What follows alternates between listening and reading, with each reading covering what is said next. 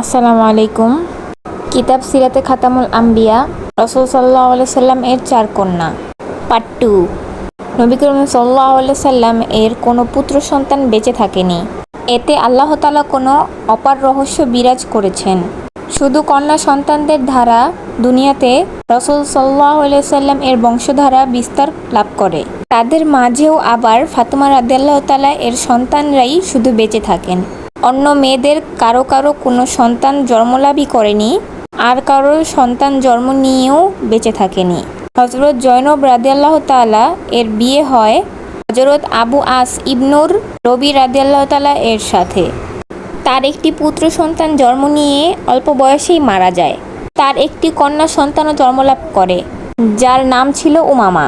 ফাতেমা রাদিয়াল্লাহু তাআলা ইন্তেকালের পর হযরত আলী রাদিয়াল্লাহু তাআলা উমামাকে বিয়ে করেছিলেন, তবে উমামার কোনো সন্তান হয়নি। হযরত রুকাইয়া রাদিয়াল্লাহু তাআলা এর বিয়ে হয়েছিল হযরত ওসমান রাদিয়াল্লাহু তাআলা এর সাথে। হযরত ওসমান রাদিয়াল্লাহু তাআলা যখন হাবাসায় হিজরত করেন তখন তিনিও সাথে ছিলেন। দ্বিতীয় হিজরিতে যখন নবী করিম সাল্লাল্লাহু আলাইহি সাল্লাম বদরের যুদ্ধে শেষে মদিনায় ফিরছিলেন, তখন হযরত রুকাইয়া রাদিয়াল্লাহু তাআলা নিঃসন্তান অবস্থায় ইন্তেকাল করেন।